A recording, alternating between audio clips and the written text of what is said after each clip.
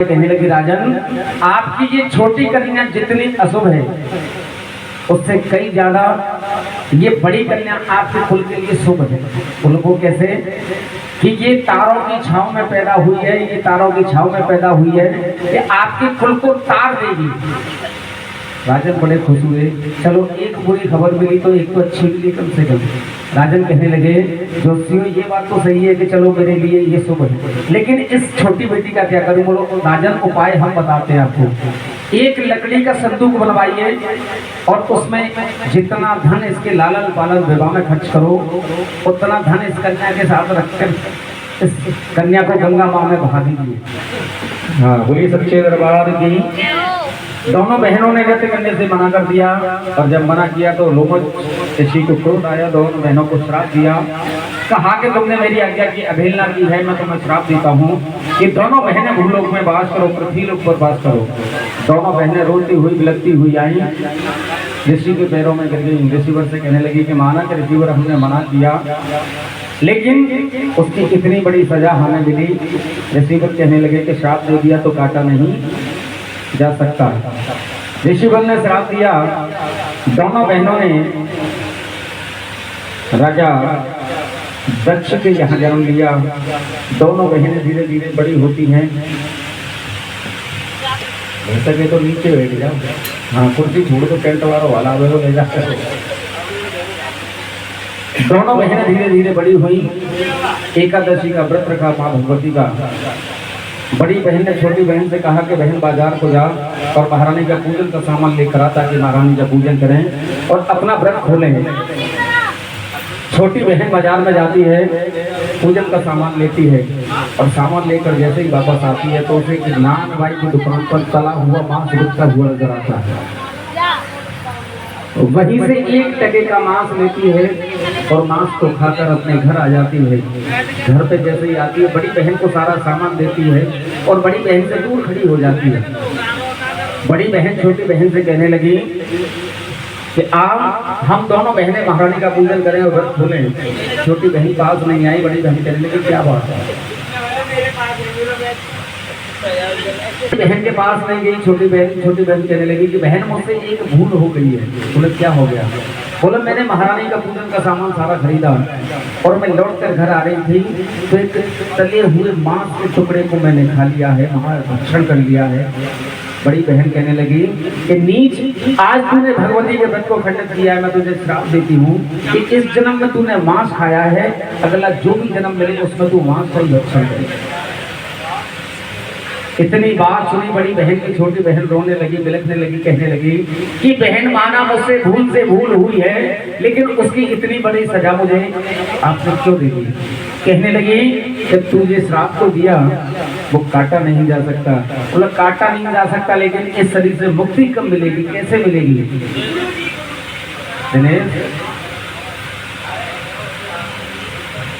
देख ले 6 बजे बड़ी बहन ने छोटी बहन को श्राप दे देती है। छोटी बहन रोने लगी, कहने लगी कि मुझे ये बता दो कि मुझे इस शरीर से मुक्ति कब मिलेगी? तो बड़ी बहन कहने लगी कि सुन, जब द्वापर युग में पांडव महारानी का जन्म हम रचाएंगे उसमें तू कोई शुभ आहुति देगी तो तुझे उस शरीर से मुक्ति मिल जाएगी। बड़ी बहन ने श्राप दिया, उपाय बताया। छोटी बहन ने वही शरीर त्यागा और एक छिपकली का रूप धारण कर लिया। बोलिए सच्चे दरबार की। जब छिपकली का रूप धारण कर लिया, दिन गुजरे, महीने गुजरे, साल गुजरे, युग बदल गया। जब युग बदला, द्वापर युग आया, पांडवों ने महारानी का जगन हवन रचाया। जब जवन हवन रचाया, सभी भक्तों को निमंत्रण दिया गया, सभी ऋषि मुनि बुलाए, सभी देवी देवताओं को निमंत्रण दिया गया। लेकिन एक ऋषि ऐसे थे जो देवताओं से बहुत चिढ़ते थे। वो थे दुर्वासा ऋषि। दुर्वासा ऋषि के पास जैसे ही दूत गया और दूत ने कहा कि पांडव महारानी का जगन हम रचा रहे हैं, आपका निमंत्रण है। दुर्वासा ऋषि कहने लगे ये बताओ कौन कौन आ रहा है? बोले महाराज सभी देवी देवताओं को निमंत्रण दिया गया है, आपको भी निमंत्रण देने आए हैं, सभी ऋषि मुनि आ रहे हैं। और एक काम करो, पांडवों के पास जाओ और पांडवों से ये कह दो जाकर कि जिस जगन में हवन में देवी देवता आएंगे उसमें मैं नहीं आ सकता, और जिसमें मैं आ गई तो समझ लो खतरनाक होती है। दुर्वासा ऋषि ने मना कर दिया आने से।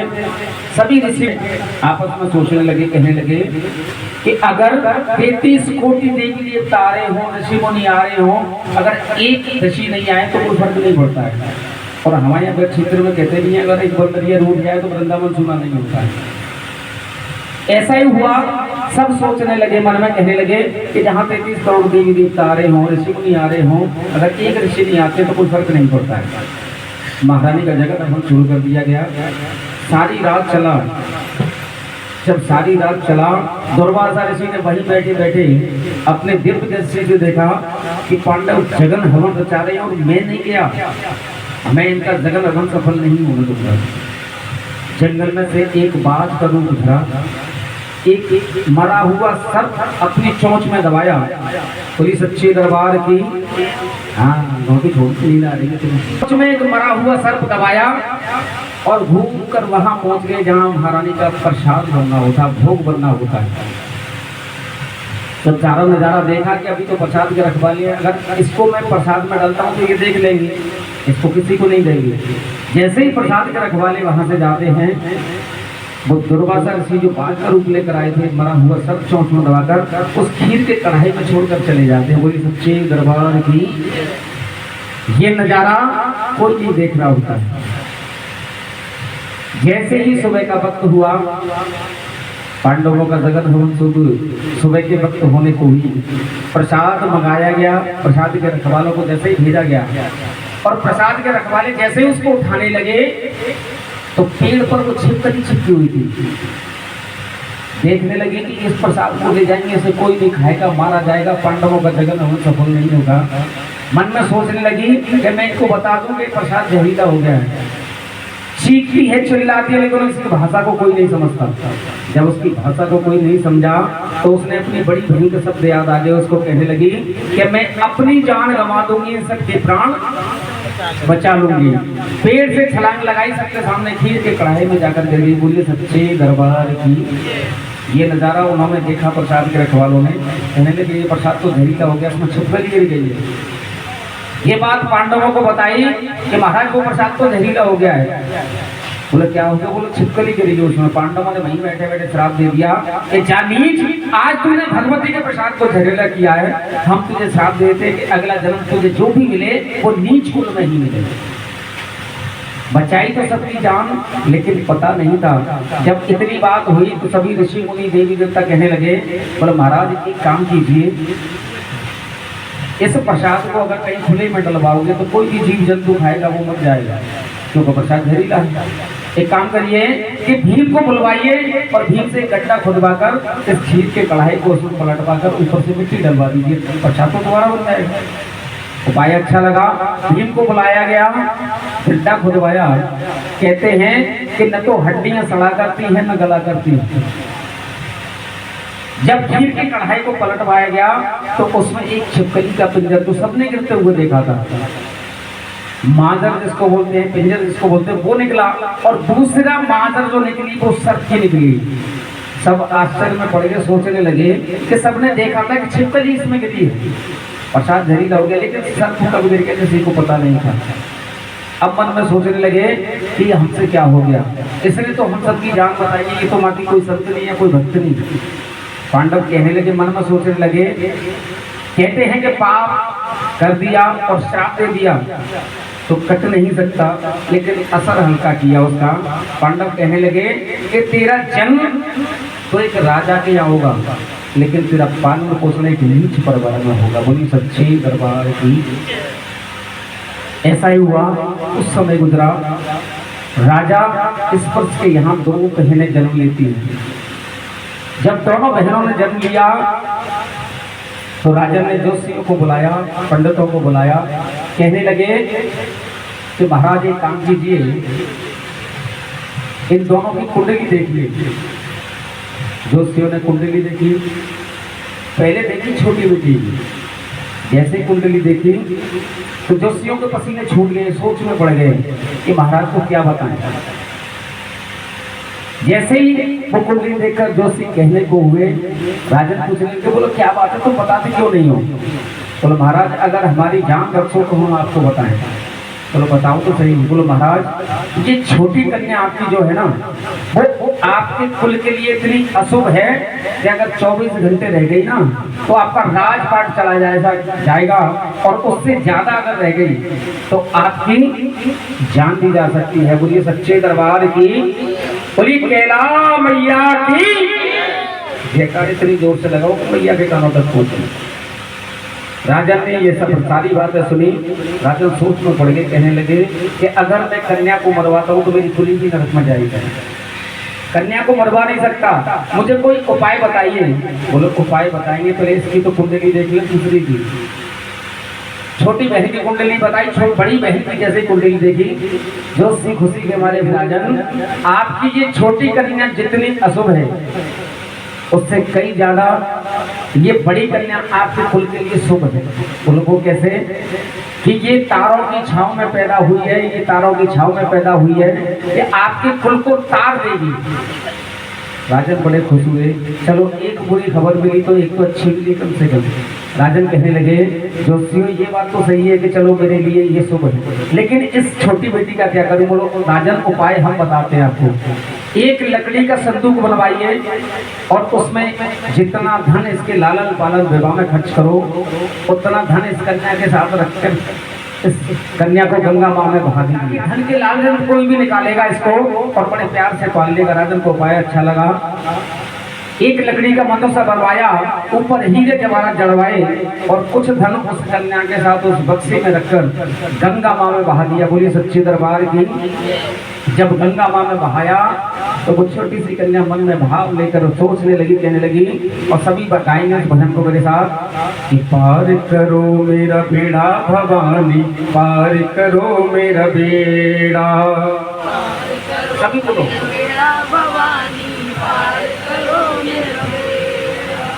छाया घोर अंधेरा भवानी, छाया घोर अंधेरा, छाया घोर अंधेरा भवानी, छाया घोर अंधेरा। मैं निर्गुणिया गुण नहीं कोई, बोलो सभी, मैं निर्गुणिया गुण नहीं कोई, मैया जगा दो किस्मत सोई, मुझे आसरा तेरा भवानी, मुझे आसरा तेरा, पार करो मेरा बेड़ा भवानी, पार करो मेरा बेड़ा।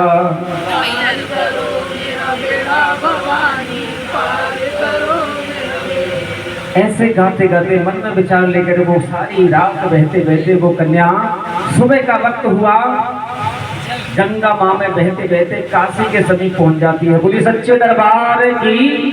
देखो आंखें बंद मत करो, नींद आ जाती है। मुझे मालूम वक्त ऐसा होता है कि सबको नींद आती है।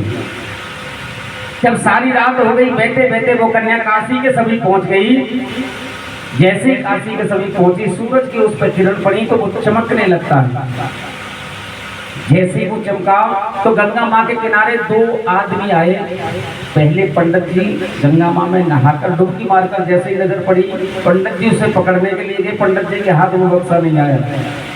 पंडित जी कहने लगे आगे गहरा पानी, मैं डूब जाऊंगा। लौटकर वापस आए, किनारे पर एक बाल्मीकि सफाई का काम कर रहा होता है। उस बाल्मीकि को कहा, बोला भैया एक काम कर, तू अंदर जा, इस बक्से को पकड़कर किनारे लिया। पंडित जी बड़े समझदार थे हमारे पंडित जी की तरह। कहने लगे इस बक्से को पकड़कर तू ले आ, इसके अंदर जो भी धन हो माल हो वो तू ले जाइयो, ऊपर जो लगा है मैं ले जाऊंगा। उनको पता थी कि अगर वजन होता तो ये डूब जाता, अंदर कुछ नहीं होगा। लेकिन भाग्य की बात देखिए, वो बाल्मीकि उसमें गया, उसको किनारे लाया और रख दिया। वो फिर सफाई के कार्य में लग गया। पंडित जी ने ऊपर से सारे हीरे जवाहरात निकाले, कांख में पोटली दवाई राधे राधे करते हुए घर निकल गए। और जब घर निकल गए तो बाल्मीकि सफाई का कार्य करके गंगा माँ में नहाकर पूजन करके जैसे ही घर की तरफ चला, उसे याद आया कि मुझे पंडित जी ने एक बक्सा निकलवाया था, कम से कम खोल के देखूं। जैसे ही उस बक्से को खोला तो भाग्य की बात है कि उसके घर कोई संतान नहीं थी। जो मनुष्य खोला तो एक छोटी सी बेटी अपने दाहिने पैर का अंगूठा चूसती हुई नजर आई। बोलिए सच्चे दरबार की। जैसे उस बेटी को देखा, उस वाल्मीकि ने उठाया, अपने सीने से लगाया, जो धन था उसे उठाया, अपने घर पहुंच गया। अपने घर जैसे ही पहुंचा, धर्मपत्नी की गोदी में डाल दिया। धर्मपत्नी कहने लगी, बोलो महाराज किसी न किसी का बच्चा आप रोज लाते हो, उसके घर वाले आते हैं ले जाते हैं, हमें फिर वही कष्ट होता है। बोलो सुन, जिसे कोई लेने नहीं आएगा, ये गंगा माँ में बहती बहती आई है, रुड़ती रुड़ती आई है। बोला आज के बाद तुझे कोई निसंतान नहीं कहेगा, कोई निपुती नहीं कहेगा। और देखिए भगवती कृपा, जैसे उस बच्ची को गोदी में डाला ना, तो उस बच्ची को गोदी में डालते उसके स्तनों से दूध उतर आया। बोली सच्चे दरबार की। उस कन्या को वो पालने लगे, धीरे धीरे बड़ी होती है। एक बहन राजा के यहाँ, एक बहन वाल्मीकि परिवार में, एक राजरानी बनकर, एक नौकरानी बनकर। दोनों बहनें धीरे धीरे बड़ी होती हैं। छोटी बहन का नाम रुक्मण रखा जाता है और बड़ी बहन का नाम क्या रखा जाता है? तारा। बोली सच्चे दरबार की। दोनों बहनें धीरे धीरे बड़ी हुई, विवाह के योग्य हुई, दोनों का विवाह तय किया। और जब दोनों का विवाह तय किया तो दोनों बहनें एक ही शहर में गाई जाती हैं। बड़ी बहन जो तारा थी, हरिपुर के राजा हरिचंद्र के साथ में ब्याह दी जाती है। और जो छोटी बहन रुक्मण थी वाल्मीकि परिवार से, उसी सजाती पुरुष के साथ में ब्याह दी जाती है। दोनों बहनें एक ही शहर में ब्याह करा जाती है। बोली सच्चे दरबार की। बोली केला भैया की। जब दोनों बहनें एक ही शहर में ब्याह कर आ जाती हैं, तो रुक्मण की सास थी, वो महलों में सफाई का कार्य करने के लिए जाती थी। एक दिन उसकी सास की तबीयत खराब हो गई, बीमार पड़ गई। रुक्मण से कहने लगी कि रुक्मण, आज मैं महलों में सफाई का कार्य करने के लिए नहीं जा सकती, आज मेरी तबीयत खराब है। काम कर, सुबह होते ही तू महलों में सफाई करने के लिए चली गई हो। सास ने कहा, बहू ने मानो। सुबह होते ही अपना झाड़ू और वो उठाया सामान और सफाई करने लगी। सारा महल सफाई करते करते करते करते वहां पहुंच जाती है जहां तारा रानी का शयन कक्ष था। जैसे ही उस कक्ष के पास पहुंची, रुक्मण नजर पड़ी तारा रानी की। तारा रानी की जैसी नजर पड़ी, कहते हैं श्रापों के कारण रुक्मण भूल चुकी थी, तारा रानी नहीं भूली। बानियों को बुलाया, वो एक काम करना, जैसे कि सफाई करके यहाँ से जाए तो उसको बुलाकर मेरे पास लेकर आना। जैसे ही सफाई का कार्य करके वो जाने लगी, बानियों ने उसे रोका। बोले तुझे महारानी ने बुलाया है। कहने लगी मैंने पूरी निसंतान, सुबह के वक्त जो भी मेरा मुंह देखता है मुझसे मुंह फेर लेता, मुझे महारानी ने बुलाया है। बानियां ले गई साथ में, डरी सहमी सी दूर खड़ी हो गई रुक्मण। जब दूर खड़ी हुई तारा रानी पास आई, बोले मेरे पास तो आ। रुक्मण जब नहीं आई तो तारा रानी खुद पास आकर उसे अपने गले से लगा लेती है। बोली सच्चे दरबार की। रुक्मण पीछे खींचने लगी, कहने लगी महारानी आप राजरानी में नौकरानी, मेरी आपकी क्या बराबरी है? तारा रानी कहने लगी पागल, तू श्रापों के कारण सब कुछ भूल चुकी है, मुझे सब कुछ याद है। अच्छा ये बताओ, तारा रानी के कितने जन्म हो गए और रुक्मण के कितने हो गए? तारा रानी के जन्म कितने हो गए और रुक्मण के कितने हो गए? किसका? तारा का और रुक्मण का? हाँ, क्या बात है, होना भी चाहिए, लीन होना चाहिए। देखिए रुक्मण का ये चौथा जन्म और तारा रानी का तीसरा जन्म। दोनों बहनें जब अपने गले लगाया, छोटी बहन को कहने लगी कि आप मैं तुझे पूरा महल दिखाती हूँ। महल दिखाते दिखाते सारा महल दिखाया और महल दिखाते दिखाते वहां पहुंच जाती है जैसे आप और हम आज यहाँ बैठे हुए महारानी के दरबार में। ऐसे ही वहां पंडित पुजारी पूजा कर रहे होते हैं, भक्त लोग आनंद ले रहे होते हैं महारानी के चरणों का। रुक्मण कहने लगी कि महारानी ये कौन है, क्या लिया करती है, क्या दिया करती है? रुक्मण जब इतनी बात कही, रुक्मण ने तारा रानी कहने लगी, बोले तू इन्हें नहीं जानती, ये कौन है? बोले महारानी मैं नहीं जानती। बोले ये वो माँ है जो अंधे को आंखें, कोड़ी को काया, बांझों को पुत्र और निर्धन को। अगर विश्वास है तो सब कुछ हमारे पास है। कहते भी है कि हर मुश्किल का हल होगा, आज नहीं तो कल नहीं होगा, सब अभी होगा। अगर विश्वास होगा तो कल पे मत डालो किसी चीज को, अभी के लिए रखो उसको। बोले सच्चे दरबार की। जब इतनी बात कही तारा रानी ने तो रुक्मण कहने लगी महारानी अगर ये बाजों की गोदी भरती है क्या मेरी गोद भर जाएगी? बोला अगर तू सच्चे भाव से सच्चे हृदय से इसके दरबार में अरदास कराएगी तो ये मेरा विश्वास है कि ठीक 1 वर्ष के अंदर तेरी मनोकामना पूर्ण हो जाएगी। बोली सच्चे दरबार की। रुक्मण कहने लगी महारानी क्या देना पड़ता है अरदास लगाने के लिए? बोलो जो तेरे पास हो श्रद्धा से भाव से इस भगवती के समर्पण कर दे और 1 वर्ष के अंदर जो मनोकामना तू मांगे वो उसकी पूरी कर दी। रुक्मण ने अपने पल्लू से 1 टका खोला, पंडित तारा रानी को दिया। बोलो मेरे नाम की अरदास करा दो। वो अरदास क्या कराई कि मेरे घर जिस दिन मेरी गोद भर जाएगी उसके कुछ दिनों के बाद महारानी का जगन हवन कराऊंगा। अरदास कराई, रुक्मण अपने घर चली गई और ठीक 1 वर्ष के अंदर उसके घर एक सुंदर सा बालक जन्म लेता है। बोली सच्चे दरबार की, बोली कैला मैया की। जब 1 वर्ष के अंदर उसके घर बेटा पैदा हो गया, कहते या तो आदमी गम में सब कुछ भूलता है या खुशी में पागल होता है। रुक्मण इतनी खुश हो गई कि उसने माँ से क्या मन्नत मांगी थी वो उसको भूल गई।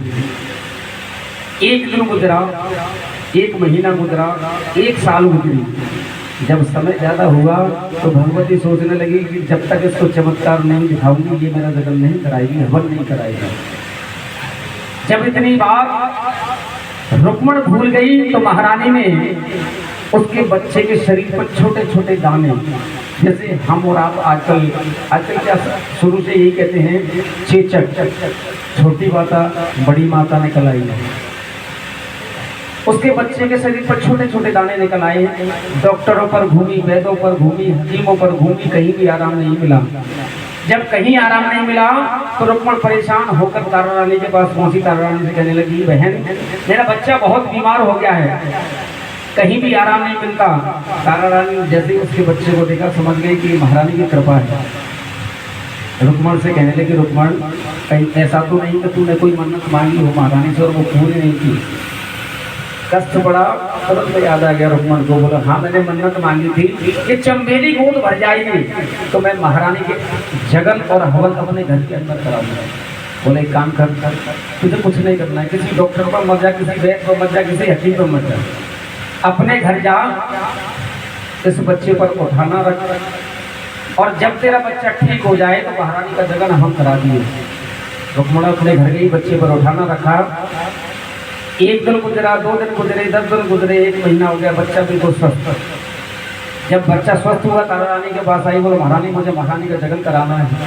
बोले एक काम करो, मंदिर में पंडित जी के पास जाओ, जैसे पंडित जी बताएं उस हिसाब से जागरण और हवन कराओ। रुक्मण जैसे ही पंडित जी के पास पहुंची, बोले महाराज मुझे अपने घर जगन कराना है, हवन कराना है। पंडित जी बोले तू नीच जाति की है, तेरे घर कौन आएगा? एक काम कर, तू हमें पैसे यहीं दे जा, हम तेरे नाम का जागरण और हवन अपने घर यही मंदिर में कर देंगे। रुक्मण ने पैसे दे दिए। बोलो आप कर दो। कुछ दिन गुजरे, फिर बच्चा बीमार पड़ा। रुक्मण तारा रानी के पास गए। बोलो महारानी मेरा बच्चा फिर बीमार है। बोलो क्या हो गया? बोलो महारानी मैं पंडित जी के पास गई थी, मुझसे ऐसे बोला, मैंने पैसे दिए, वो जागरण कर दिया। बोलो पागल, एक काम कर।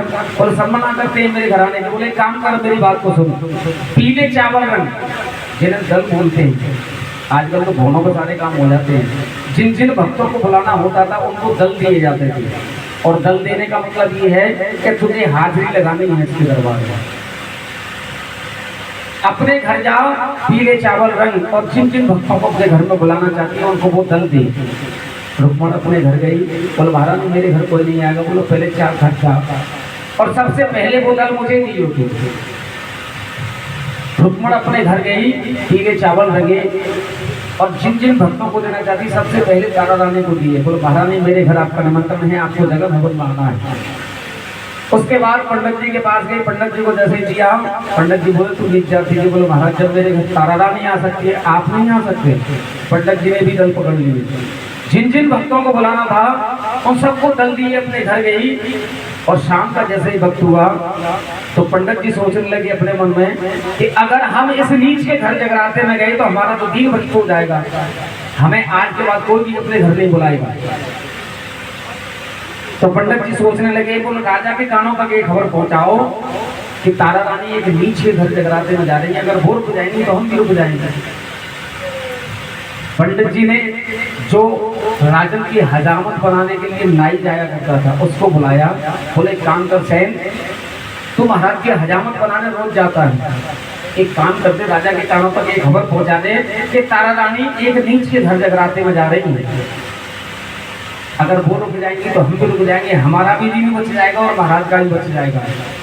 सेन सुबह ही गया, उस तरह कैंची उठाई, राजन के पास पहुंच गया, राजा की हजामत बनाने के लिए मुंह पे पानी मारा, तो मुंह पे बुरुश का जैसे ही पानी मारा उनके मुंह में गया। राजन कहने लगे सेन तूने मेरा दीन भ्रष्ट कर दिया। बोलो महाराज आपका बुरुश आपका पानी आपके मुंह में गया, कैसे दीन भ्रष्ट हो गया? बोले दीन भ्रष्ट तो आपका अब होगा। बोले सेन पहेली मत बुझा, मुझे बता बात क्या है। बोले महाराज बात ये है कि आज तारा रानी एक नीच के घर जगराते में जा रही है, दीन भ्रष्ट आपका उससे होगा। राजन को चैन नहीं पड़ा, राजन कहने लगे सेन जब तूने इतनी बात बताई है तो मुझे उपाय भी बता दे। बोले महाराज उपाय तो मेरे पास है, थोड़ा सी परेशानी झेलनी पड़ेगी। बोले तू बता तो सही। बोलो उपाय ये है मेरे पास, मैं आपकी छोटी उंगली को चीर देता हूँ, परेशानी रहोगी, आप सोओगे नहीं, और उसमें नमक भर के पट्टी कर देता हूँ, 24 घंटे आप सोओगे। सेन ने उपाय बताया, राजन को अच्छा लगा, बोला थोड़ा कष्ट सहना पड़ेगा लेकिन दीन तो बच जाएगा अपना। चीरा लगाया, नमक भरा और पट्टी कर दी। राजन तेल मिलाते हुए महलों में पहुंचे, तारा रानी से कहने लगे तारा आज हम तलवारों की धार देख रहे थे, हमारी छोटी उंगली कट गई है, बहुत कष्ट हो रहा है, बहुत पीड़ा हो रही है, एक काम कर तू मुझे अपनी गोदी का सिराना दे और पल्लू से हवा कर दे, कहीं हो सकता है मुझे नींद आ जाए।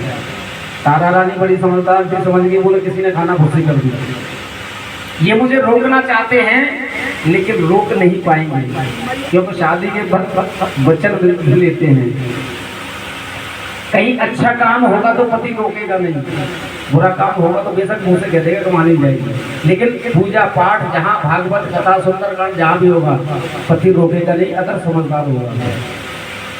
राजन ने मुंह से नहीं बोला लेकिन तारा रानी समझ गई कि मुझे रोकना चाहते हैं। तारा रानी पति बता रही थी, बोलो पति ने जो कह दिया वो पत्थर की लगी। राधा गोदी का सलाम दिया, पल्लू से हवा कर ली और पल्लू से हवा करते करते भगवती से ध्यान लगाया। बोले भगवती अगर मैं तेरे उस जगराते में नहीं गई तो कोई भी नहीं जाएगा, और कोई भी नहीं जाएगा तो तुझे आज के बाद कोई पूजेगा भी नहीं। एक आध घंटा गुजरा, जब घंटे गुजरने लगे तो सबकी धड़कन तेज हुई, बोलो हम तो आगे, तारा रानी नहीं आई। जब महारानी की अरदास इस महारानी के चरणों तक पहुंची तो ठंडी ठंडी हवा के झोंके चलने लगे। राजन को नींद आई, राजन को थोड़ा सा सिर नीचे रखा और राजन को सुलाकर दरवाजे की तरफ पहुंची तो वह पहरेदार खड़े। बोला अगर यहाँ से जाती हूँ तो ये पहरेदार देख लेंगे, राजन को जगा देंगे। लौट कर पीछे आ जाती हैं अपने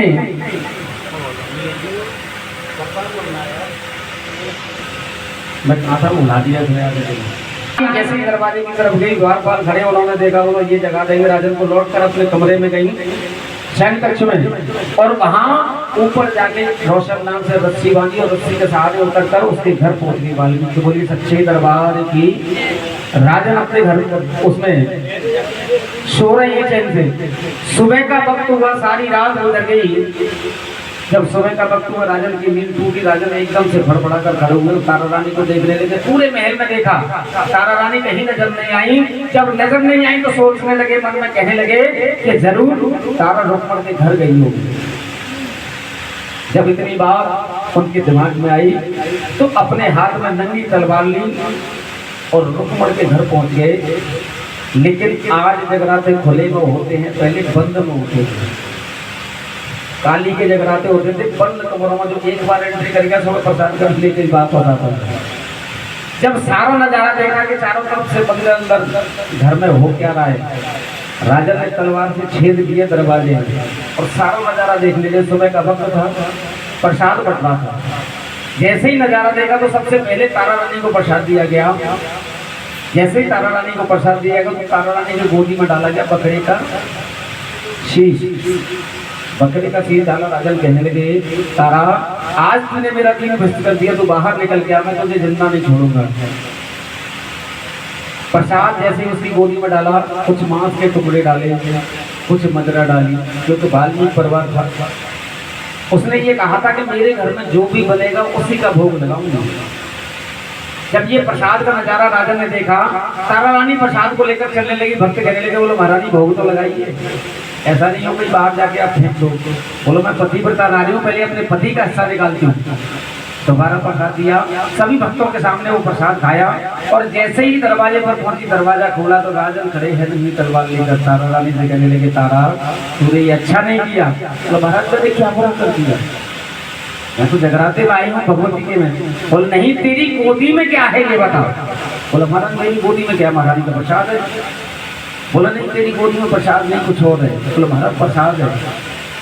तारा रानी ने कस के पकड़ ली झोली, कहीं ऐसा ना हो कि राजन हाथ डाल दें इसमें। लेकिन राजन गुस्से में थे, कहने लगे, तारा मैंने अपनी आंखों से देखा है कि तेरी गोदी में क्या है। बोलो महाराज कुछ नहीं, ये प्रसाद है।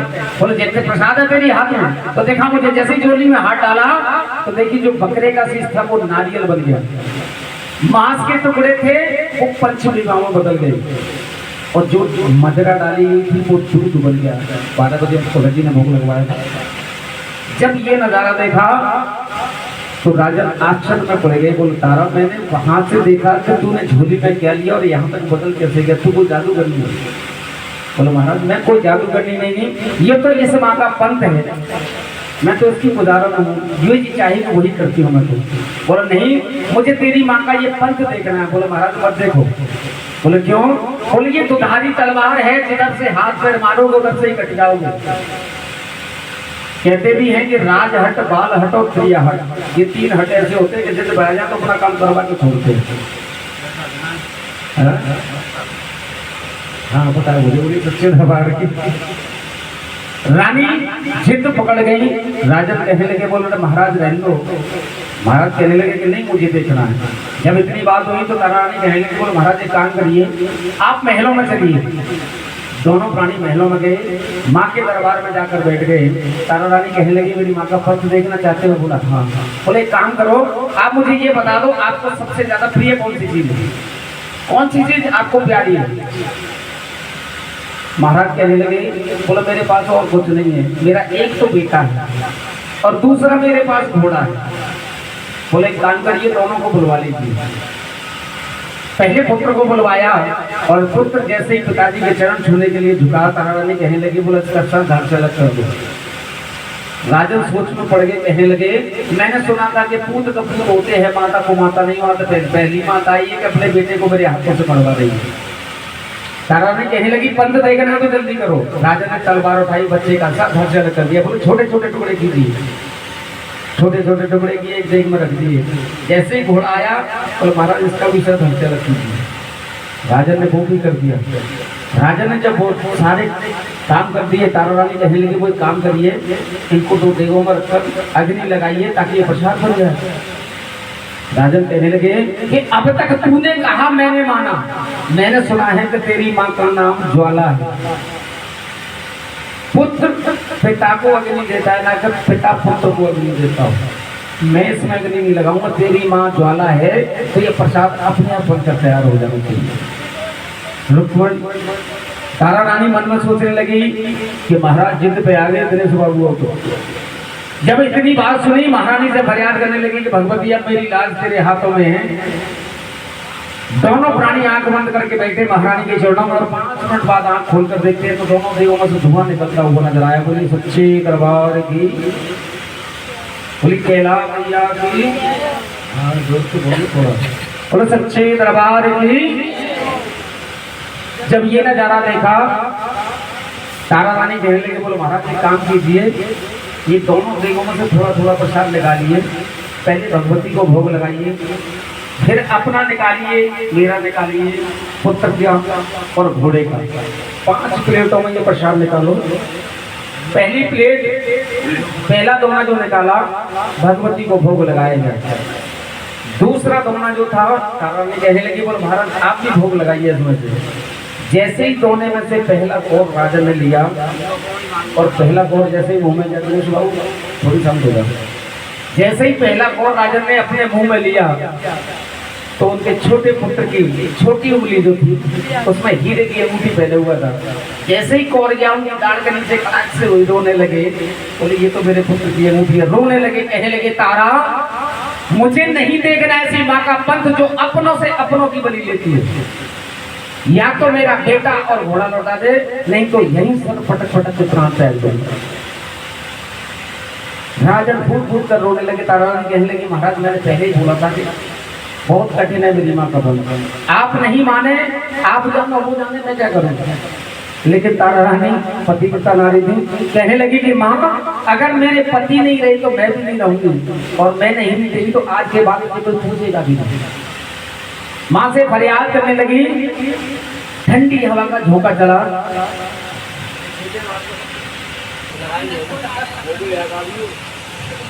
सब तो पहुंच गया। बोली तारा रानी कहने लगी बोलो महाराज ऐसा तो नहीं कि आपका बेटा महलों में सो रहा हो, और पागल हो गई, मेरे सामने मुझे ये बुलाया, मैंने अपने हाथों से काटा और मुझसे कहती बेटा जिंदा है। बोले महाराज हो सकता है जिंदा, आवाज लगाइए। राजन नहीं माने, बोले नहीं ऐसा नहीं हो सकता। बोले महाराज आवाज तो लगाइए। राजन ने जैसे ही आवाज लगाई पुत्र सुंदर, तो पुत्र अंदर से लौटता हुआ नजर आया। बोले सच्चे दरबार की, बोले केला मैया की। जब ये नजारा देखा, जैसे ही पुत्र राजन के पास आया, सीने से लगा लिया, और सीने से लगाया तो राजन अपने बेटे से पूछने लगे कि बेटा तू ये बता था कहाँ। बोलो पिताश्री आपने गलत समय मुझे आवाज लगा दी। बोलो क्यों। बोलो मैं तो एक लाल चुनरिया वाली की गोदी में झूला झूल रहा था। बोली सच्चे दरबार की। महाराज सोचने लगे कि ये बेटा तो ला सकती है लेकिन घोड़ा कहाँ से लाएगी। तारा जी कहने लगी बोलो महाराज कहीं ऐसा तो नहीं आपको घोड़ा सफल में बनाओ, जाकर देखिए।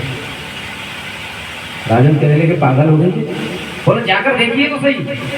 राजन गए, जैसे ही बेटा आया वैसे ही जाकर सामने देखा तो उनका गीला जो घोड़ा था वो हस्तबल में हरी हरी घास खाता हुआ नजर आया। बोली सच्चे दरबार की। दौड़ते हुए तारा रानी के पास आए। तारा रानी कहने लगे अब तक मैं सोचता था कि मेरी धर्म पत्नी ने मेरा दीन भ्रष्ट किया है, लेकिन आज मैं धन्य हूँ कि मुझे तेरी जैसी धर्म पत्नी मिली। तारा आज मैं तुझसे इतना खुश हूँ, जो तू मांगना चाहती है मुझसे मांग ले। बोलो महाराज आपके पास है क्या मुझे देने के लिए, आप क्या दोगे मुझे। अरे मेरे पास तो वो है जो सबको देती है। बोलो नहीं फिर भी मेरी इच्छा कुछ मांग लो। बोलो मांग लो, पूरा करोगे। बोलो मांग लो। तारा रानी कहने लगी बोल सुनिए, राज्य के बाहर एक भगवती का मंदिर बनवा दीजिए, ताकि वहां से जो भी गुजरे वो महारानी का दर्शन करता जाए, आपका और मेरा दोनों का नाम अमर हो जाए। राजन को जैसे ही कहा, राजन कहने लगे तारा तूने कह दिया, अब ये काम मेरा है। कुछ महीने गुजरे, महारानी का मंदिर बनकर तैयार हुआ, और जिसे गए हैं वो मंदिर देखा होगा, कोट कांगड़ा पर्वत पर मंदिर है ना, देखा है? नहीं देखा, जाकर देखा वो मंदिर कोट कांगड़ा पर्वत। जैसे ही तैयार होता है कोट की स्थापना होती है, तीनों प्राणी वहां पहुंच जाते हैं, पुत्र पिता और नारी। जैसे ही सिर झुकाकर सिर ऊपर उठाते हैं तो साक्षात भगवती के दर्शन होते हैं अष्टभुजी के रूप में। बोली सच्चे दरबार की। जब तीनों को ये दर्शन दिए तो कानू से कहने लगे तारा, बोला आज के बाद मुझे किसी की जरूरत नहीं है, आज के बाद मैं जंगल जा रहा हूँ तपस्या करने के लिए। ये महल राजपाट पुत्र पिता घोड़ा हाथी सब तुझे मुबारक। वहीं राजपाट त्यागा, तारा रानी को छोड़कर वहां चले गए। जब तारा रानी को छोड़कर चले गए, महलों में पहुंचे, महारानी के दर्शन किए, और दर्शन करने के बाद में कहने लगी कि भगवती आज मैं धन्य हुई कि आपने मेरे महाराज की आंखें खोली। बोली सच्चे दरबार की। तो संपूर्ण होती है, और जिन्होंने इस भगवती का जगराता कराया है वो एक अरदास करा दें। ये अंतिम अरदास होती है और पक्की अरदास होती है महारानी के चरणों में।